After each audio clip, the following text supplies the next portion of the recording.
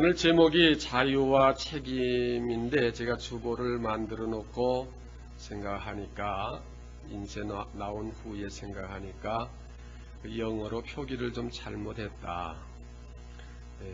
Liberty and Responsibility 이렇게 했는데 그렇게 하면은 이것과 이것 두 개라는 표현인데 사실 오늘 제가 말씀드리려고 하는 것은 자유와 책임이란 분리될 수 없는 하나라. 그래서 Liberty in Responsibility 이렇게 했더라면 좋을 걸 이렇게 생각을 해봅니다. 다시 말씀드리면은 자유가 별개고 책임이 별개란 뜻이 아니라 자유와 책임은 분리될 수 없는 하나라고 하는 그런 의미로 말씀을 드리려고 합니다. 우리에게 가장 소중한 건 생명이고 자유입니다. 자유 아니면 죽음을 달라 일찍이 많은 사람들이 이렇게 외쳤지요. 그래서 사람들이 무서워하는 것은 구속되는 것을 대단히 무서워합니다. 그래서 어떻게 하든지 구속을 피하려고 애를 쓰지요. 우리의 자유를 빼앗긴다고 하는 것은 도저히 용납될 수 없는 일입니다. 하나님께서 우리 인간을 창조하실 때에 하나님의 형상대로 지으셨고 또 생육하고 번성하고 정복하고 다스리고 충만하라고 하는 자유를 선포해 주셨습니다. 그런데 이 자유란 나 하고 싶은 대로 하는 것이 자유가 아니라 내가 해야 할 것을 하는 것이 자유입니다. 예를 든다면은 기차가 아무데고 마구 달리는 게 자유가 아니라 기차는 그 레일 위를 달리는 것이 자유입니다. 인간의 자유는 하나님의 법도와 규례와 하나님의 말씀 안에서 그 궤도 안에서 살아가는 것. 저 기차가 달리는 것처럼 우리의 모든 삶이 그 하나님의 궤도 안에서 살아가는 것이 그게 참 자유요 또 우리의 책임인 것입니다. 이것은 우리에게 대단히 소중한 것입니다. 하나님께서 우리에게 주신 특권이기 때문에 그 누구도 이것을 빼앗아갈 수 없고 빼앗아간다면 그것은 범죄입니다. 여러분, 위에 분이 내게 주신 것을 밑에 사람이 그걸 빼앗아 갈 수가 없어요. 예를 든다면 내가 대통령으로부터 어떤 직책을 받았습니다. 그런데 그 직책을 저 밑에 면장이나 군수가 그 직책을 파기시킬 수가 없어요. 빼앗을 수가 없어요. 다시 말하면 그 권한을 제한할 수가 없다고 하는 것입니다. 하나님께서 인간에게 주신 그 특권은 누구도 그것을 빼앗을 수가 없어요. 국가도 어느 권력도 어떤 단체도 어느 개인도 그것을 빼앗는다면 그것은 곧 범죄인 것입니다. 그러나 현실적으로 보면은 이러한 것들이 많이 빼앗긴 가운데서 고통, 고난을 당하며 즉 자유를 잃고 살아가는 현실이 많이 있습니다. 이스라엘 백성들이 하나님의 주신 특권을 누리며 사는 백성이고 하나님께서 선택하셔서 특별히 사랑하는 백성이지만은 그 백성의 자유를 빼앗은 적이 있고 그들에게 고통을 주신 적이 있는데 바벨론과 아수르를 들어서 그들을 치고 그들을 포로로 잡아가고 살육하고 그들에게 큰 고통을 준 일이 있습니다. 그것은 우리가 잘 아는 바와 같이 이스라엘의 범죄로 인해서 하나님의 심판으로 되어진 것입니다.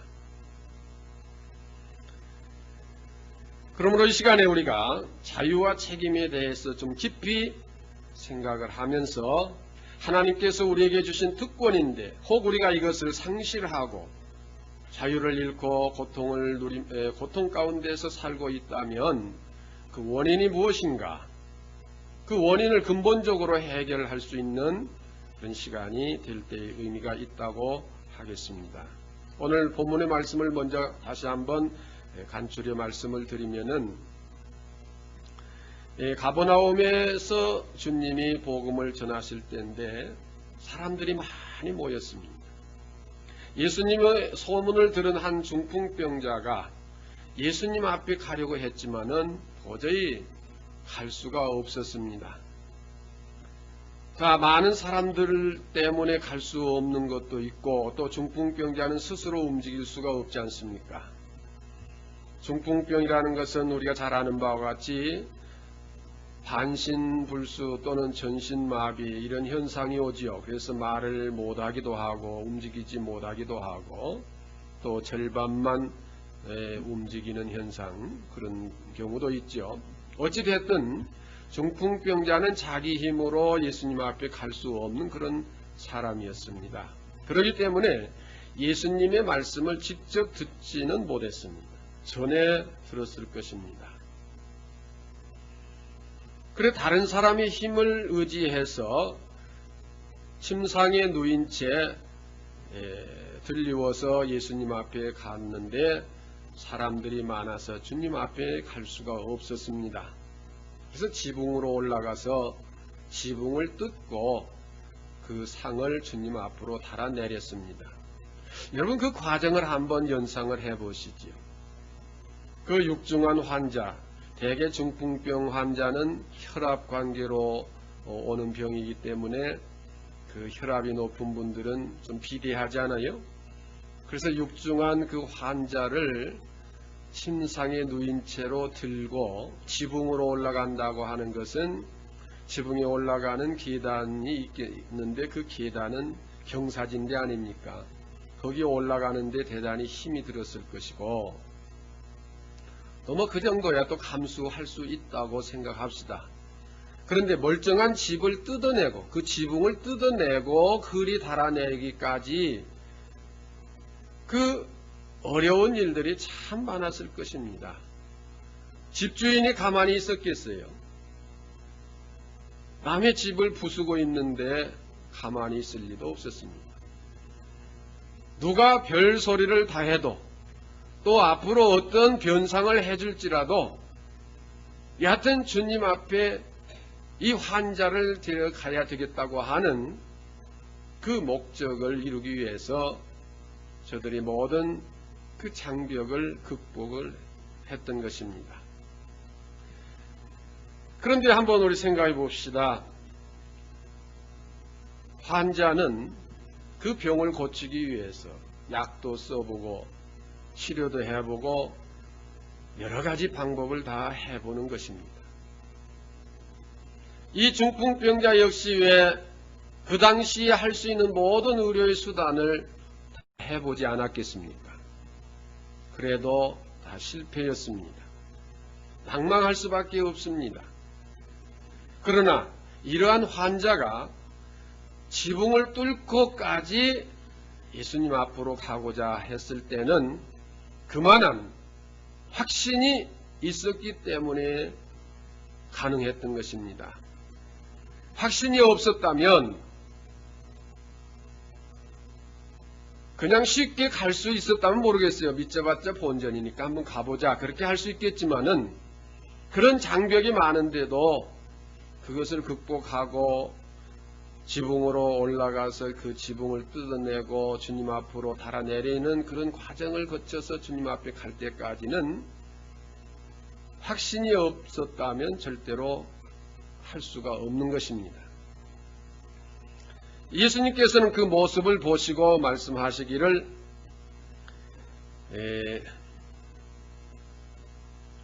내 죄 사함을 받았다 이렇게 말씀을 하셨습니다. 자, 오셔서 안수를 하시거나 기도를 하시거나 어떤 의료 행위를 하셔서 고쳐주신 것이 아니라 첫 말씀이 내 죄사함을 받았느니라 이렇게 말씀하셨습니다. 그런데 기록에는 이 환자가 예수님 내가 이러이러한 죄를 졌습니다. 진심으로 내가 뉘우치고 회개합니다 하는 그런 고백이 없습니다. 고백이 없었지만은 예수님은 그를 향해서 내 죄 사함을 받았느니라 하는 표현을 하셨습니다.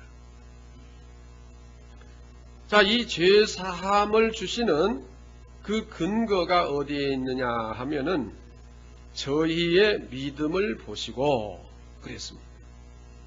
주님을 의지하는, 주님 앞에 가면은 이 문제를 해결할 수 있다고 하는 확신이 있었기 때문에 그 믿음을 보시고 죄 사함을 주셨습니다. 이런저런 어떠한 죄를 졌습니다. 구체적으로 그 사실을 고백하고 잘못되었습니다고 하는 이런 회개가 없었지만은 그 믿음을 보시고 죄를 사해 주셨다고 하는 것입니다. 이 중풍병자가 예수님 앞에 가기까지의 그 믿음이란 방금도 말씀드렸지만은 그 어떠한 난관도 극복하고 주님 앞에 갔던 그런 확신이 그에게 있었다고 하는 것입니다. 오늘 우리는 예수를 믿는 자세가 좀 바꿔져야 됩니다. 이 중풍병자와 같은 확신의 믿음을 가지고 살아야 합니다. 혼자 힘으로 걸어갈 수 없으니까 포기해버리거나 가봤더니 사람이 많아서 도저히 예수님 앞에까지 갈 수가 없더라. 그래서 돌아와 버리거나 그러한 의지가 아니라 그 앞에만 가면 분명히 나을 수 있다고 하는 확신이 있었기 때문에 그 지붕을 뚫고서도 갔던 것입니다. 그만한 믿음이 우리에게 있어야 합니다. 오늘 우리가 예수를 믿는데 여러 가지 장애물이 많이 있습니다. 세상적인 향락과 쾌락이 가장 큰 장애입니다. 혹시 여러분 지금 돈을 많이 벌 기회가 생겼다면 오늘 꼭 그 자리에 가서 한 돈 1,000만 원 벌 기회가 생겼다면 혹시 여기 와 앉아 계시겠습니까? 아마 여러분 속으로 그럼 목사님은 그런 경우라면 어떻게 하시겠습니까? 이렇게 반문하시겠죠. 저 같으면 글쎄요, 여담입니다만은 우리 노전도사님에게 좀 설교 좀 맡기고 갔다 왔지 않았을까. 예. 사실 어떠한 그 내막을 분명하게 알기 위해서는 그것을 확대해서 봐야 됩니다. 우리가 평균을 눈으로 볼 수 없을 때에 그 현미경을 통해서, 그것도 보통 현미경이 아니라 이제 컴퓨터가 연결된 그런 현미경을 통해서 보면은 그 자세하게 보입니다. 시험을 해봐야 돼. 과연 오늘 우리의 믿음이 이 중풍병자와 같은 믿음을 가지고 있는가? 그렇게 어려운 난관이 있는데도 그것을 극복하고 주님 앞에 가고자 하는 확신, 또 실제로 그것을 실행한 그 믿음이 오늘 우리에게 있느냐고 하는 것입니다. 혹시 여러분 동창이 오늘 모이자고 해서 놀러 가자고 했으면 또 거기 갈 수도 있지 않았겠습니까? 어떤 향락과 쾌락이 우리를 주님 앞에 가는 것을 막을 때가 많습니다. 때로는 바쁘다, 때로는 시간이 없다, 때로는 여러 가지 일로 중요한 일이 있다. 그 어떠한 것도 우리가 주님 앞에 나가는 그 믿음을 제한할 수 없어야 되는 것입니다. 그러나 우리는 상황에 따라서 믿음이 변할 때가 많아요. 기분에 좌우될 때가 많아요. 경제적인 여건 때문에 믿음이 변할 때가 많아요.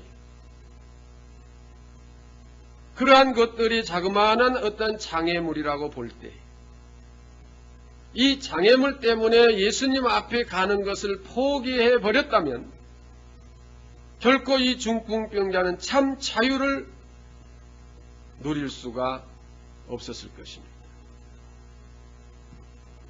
본문 말씀에서 우리에게 주시는 메시지는 뭐냐 하면은, 우리의 자유가 제한을 받고 고통을 받는 것은 죄로 인한 것이라고 하는 것입니다.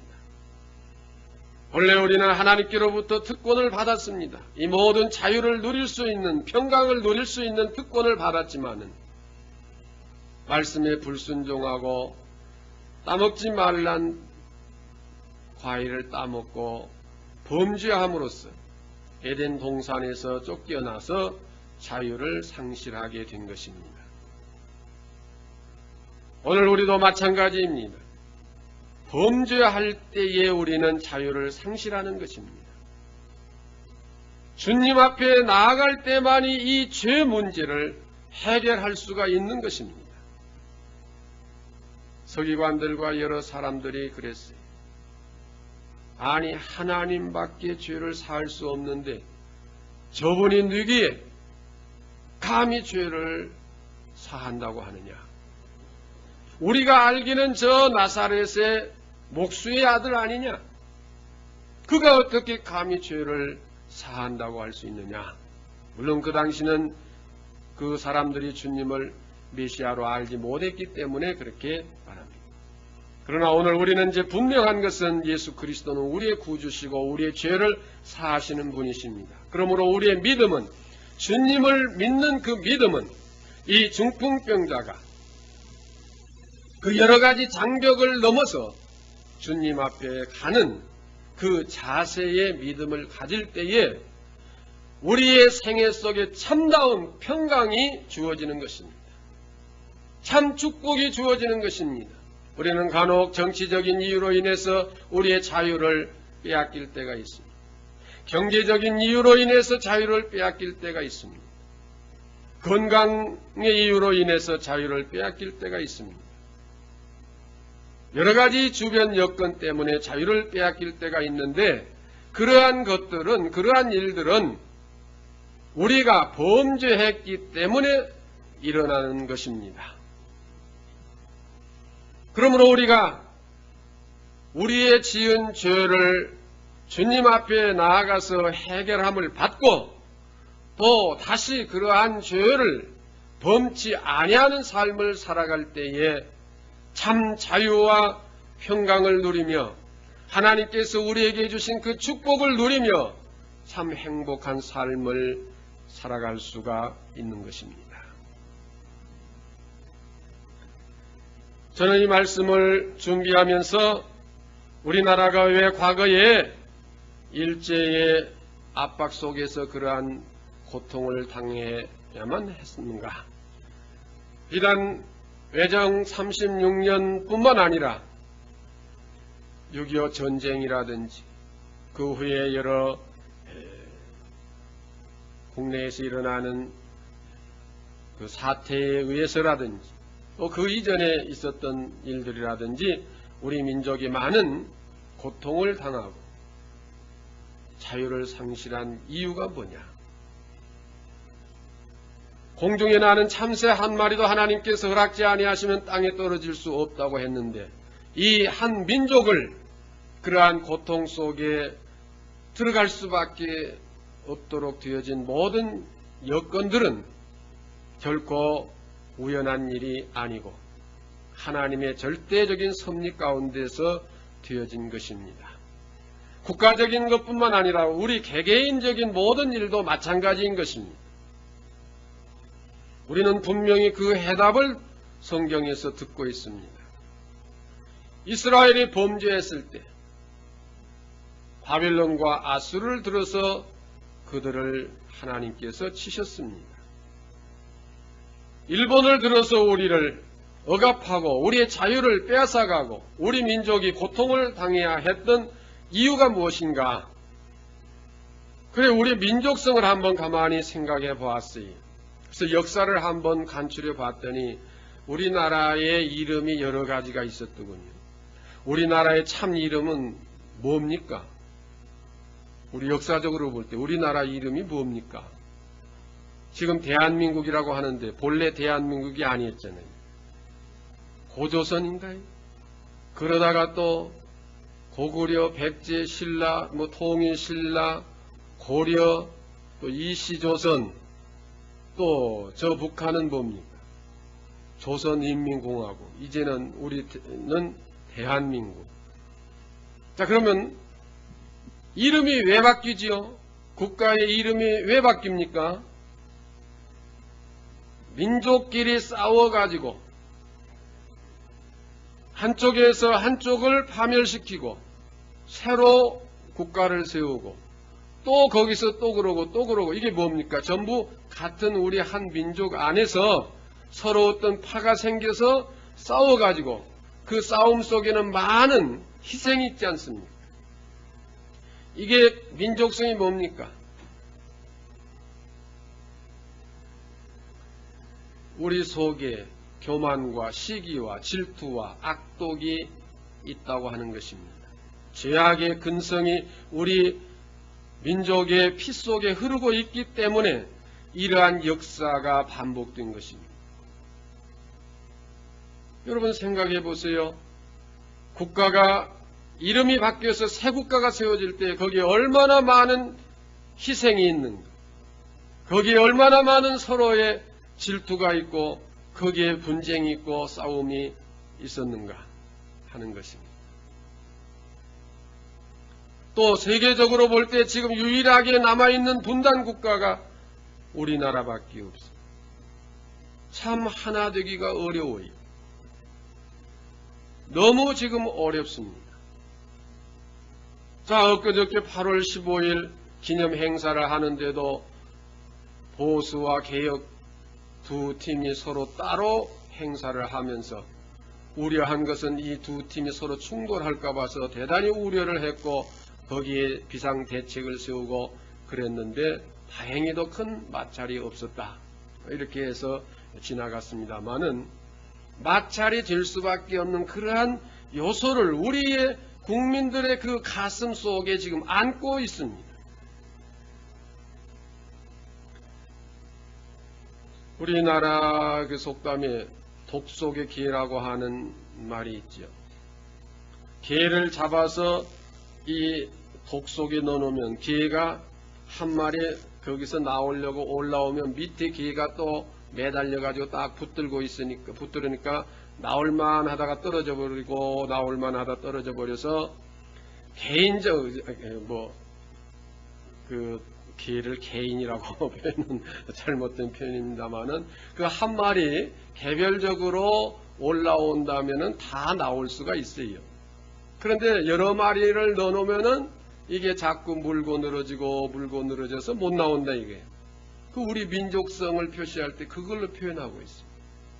최근에 외국인이 우리 방송에 나와서 표현할 때에 그걸 또 인용을 하더라고요.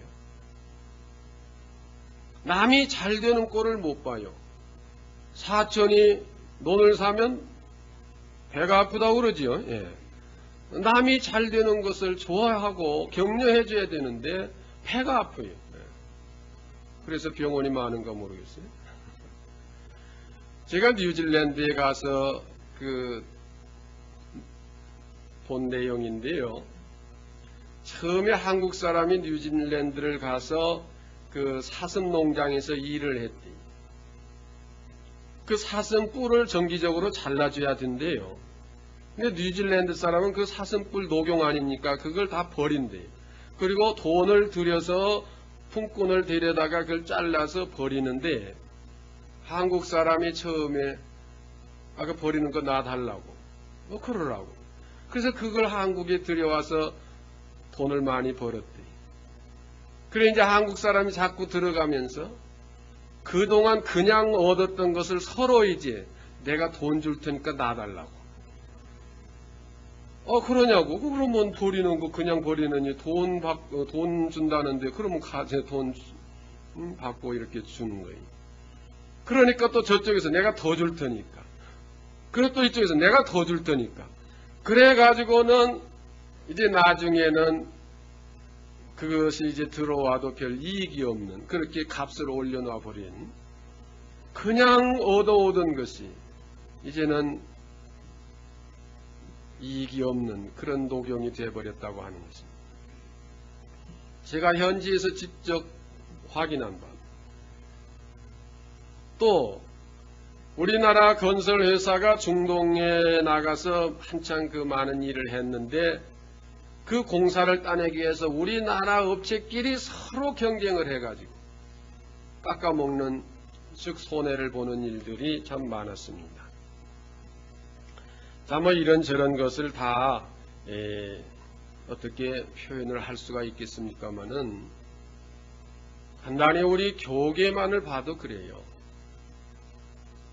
한국의 교회가 대표적인 교단이 장로교인데, 우리 장로교만 해도 교단이 뭐 70여 개라고 하는 사람도 있고 140개라고 하는 사람도 있고, 뭐 제가 정확하게 다 그 파악은 못했습니다만은 보통 하는 말이 그래요. 왜 그렇게 많이 분열이 됐겠습니까?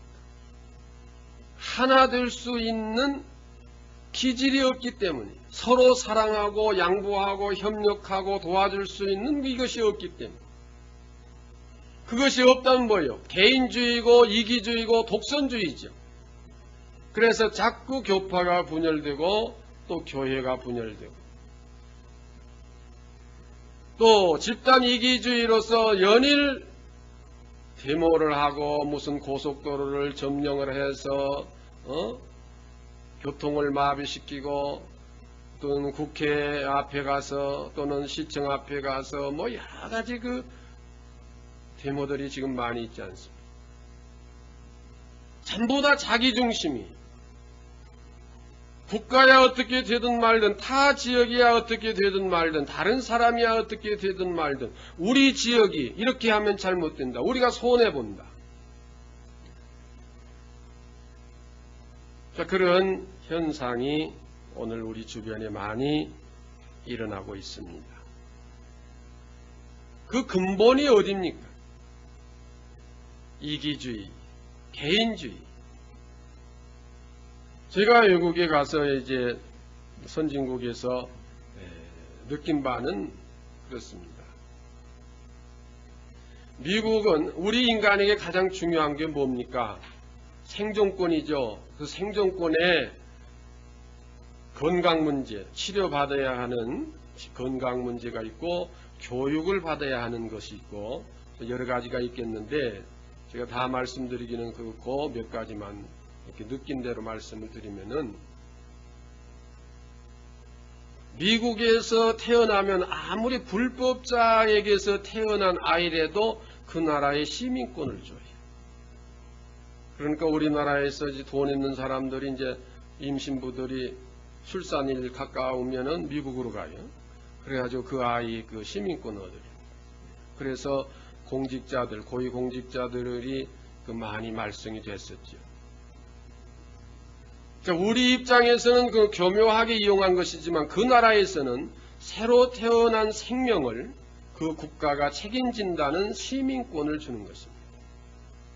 그게 하나의 성서적인 정책입니다. 또 그리고 아무리 불법 체류자의 자녀라도 학교 가야 할 나이가 되면 그 아이를 반드시 학교에서 입학을 받아줘야지, 뭐 신분이 불확실하다 뭐 이런 이유로 그 아이를 학교에 안 받아줄 수가 없어요. 아무리 불법자라도, 아무리 범법자의 자녀라도 교육을 받을 나이가 되면 반드시 학교에서 받아줘야 되고, 또 학교를 보내야 할 나이가 됐는데 안 보내면 부모가 오히려 처벌을 받는 것입니다. 그리고 아무리 불법 체류자라 할지라도 중병에 걸려서 당장 수술을 하고 치료를 해야 될 텐데 돈이 없다 이거예요. 또 불법 체류자다요. 그런 걸 떠나서 일단 치료해서 고쳐놓고 봐요.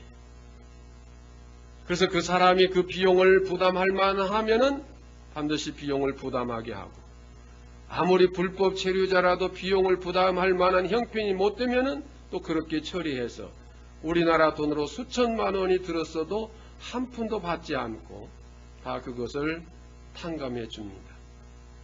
우리 김수옥 전도사도 가서 너무 고생을 많이 했어요. 아르바이트 하면서 너무 서서 이렇게 고생을 많이 하고 해서 아마 허리 디스크가 생기고 그랬나 봐요. 그로 인하여 또 여러 가지 힘들고 그런 일로 인해서 갑자기 병원에 가서 수술을 받았는데 수술비가 우리 돈으로 2천만 원인가 그렇게 나왔대요. 그런데 그 돈을 다 우리 한국 같으면 다 접수해서 납부를 하고 납부 영수증이 있어야 그 다음에 수술 들어가고 그럴 텐데, 그런 거 저런 거 다 떠나서 다 치료해 놓고 나중에 조사해 보니까 재산이 아무것도 없고 가진 돈이 없다. 그게 이렇게 부담할 만한 형편이 안 된다. 그래서 그 몇천만 원 전부 다 탕감받아서 돈 한 푼 안 들이고 다 치료를 받았고 앞으로도 또 더 받는다고 그래요. 아프려면 미국 가서 아파야 되겠더라고요. 자, 그 기본이 뭡니까? 근본이 뭐예요? 그렇게 해주는 제도의 근본이 뭐예요? 모두가 하나님의 말씀, 인류를 사랑하고 형제를 돕고 서로 우애하고 하나 되어지는 그 원리에서 나오는 제도입니다. 우리나라는 분명히 우리나라 민족임에도 불구하고 호적이 잘못돼서 아직 호적이 분명하지 못하면 학교에 들어갈 수도 없어요. 우리 국민인데도. 그리고 죽을 병이 걸렸어도 돈 없으면 그냥 죽어야 돼. 치료를 못 받아요. 사회보장제도가 지금 이제 조금씩 이렇게 발전해 나가고 있지만 아직 거기 못 미치고 있지. 너무나 우리는 이기주의, 욕심이 잉태한즉 죄를 낳고 죄가 장성한즉 사망을 낳느니라 하셨는데, 이 욕심은 우리 민족 속에 흐르는 개인주의, 이기주의 욕심이고 죄의 근성이요. 이것으로 인해서 오늘날 사회 문제, 정치적인 문제, 경제 문제, 모든 문제가 이 땅에 일어나고 있는 것이고, 그로 인하여 우리는 역사 속에서 많은 피 흘림이 있었고 자유를 박탈된 그런 일들이 있었습니다. 우리 한국교회는 이 모든 문제를 영적인 눈으로 볼 수 있어야 합니다. 그래서 이 민족을 지도해 갈 수 있는 교회가 되어져야 합니다. 우리는 빛과 소금이라고 하였습니다. 그렇게 말씀하셨음에도 불구하고 교회는 교회대로 개교회주의적으로 다른 교회야 망하든 말든 내 교회 잘 되면 그만, 다른 교회야 교인이 없어지든 말든 어떻게 하든지 끌어다가 내 교인 만들자고 하는 것이 한국교회의 전도 전략. 이것은 하늘에 침 뱉은 일과 같은 것이지만은 우리는 이러한 근성에서 벗어나야 되고 주님 앞에 가는 그 믿음이 바른 믿음이 되어져야 하는 것입니다. 참 자유와 책임이 무엇입니까? 참 축복이 무엇입니까? 남이 잘 되든 못 되든 상관할 게 아니라 나 하나 잘 되는 것이 축복으로 생각하고 있다면 우리는 크리스찬이 아닌 것입니다. 같이 잘 되고 같이 자유를 누리고 하나 되어지는 그런 믿음이 있어야 됩니다. 중풍병자는 절대 혼자 예수님 앞에 갈 수 없었습니다. 여러 사람이 같이 그를 들어서 협력해서 갔기 때문에 갈 수 있었던 것입니다. 우리는 역사의 흐름을 주님의 안목으로, 성서적인 안목으로 볼 수 있고 판단할 수 있고 우리의 죄를 발견하고 거기에서 벗어나서 이 죄 문제를 진심으로 해결할 수 있는 것은 예수 그리스도 앞에 갔을 때만이, 그 믿음으로만이 되어질 수 있다고 하는 것입니다. 우리 민족의 죄를, 우리 민족의 그 속에 흐르는 그 죄악성의 피를 걸러낼 수 있는 길은 없어요. 학교의 교육을 통해서 걸러낼 수가 없습니다. 경찰서를 많이 세워서 방지할 수도 없습니다. 교도소를 많이 세워서도 할 수가 없습니다. 교회를 통해서 이 민족을 예수 그리스도 앞으로 인도할 때만이, 내 죄 사함을 받았느니라 하는 주님의 선포를 통해서만이 그동안 침상에 누워서 자유를 잃고 묶여있던 그 환자가 그 상을 들고 걸어갈 수 있었던 것처럼, 우리 개개인의 참 자유나 우리 민족의 참 자유가 예수 그리스도를 통하여 죄 사함을 받아 옛사람을 버리고 그리스도의 새사람으로 변화되어 거듭나는 새사람이 되어질 때만이 이 진정한 축복이 우리 모두에게 주어질 수 있는 것입니다. 교회는 이 사명을 위해서 일해야 됩니다. 나 하나 기도 많이 해서 모든 게 잘 돼서 축복받아 잘 살자고 하는 것은 그건 개인주의요, 이기주의요, 욕심에서 발언한 것입니다. 우리는 많은 사람들을 데려다가 하나님의 말씀으로 교육해서 바른 길을 알려주고 바른 길로 인도하고 함께 이 자유를 누리고 예수 그리스도 앞에 바로 서는 삶이 되어져야 참다운 축복이 우리에게 주어지는 것입니다. 우리는 어떠한 그 장벽도 극복하고 주님 앞으로 나아갈 수 있는 이 믿음, 또 이 민족을 주님 앞으로 이끌어갈 수 있는 이 수고와 이 희생이 우리 모두에게 함께 하시기를 주의 이름으로 축원합니다.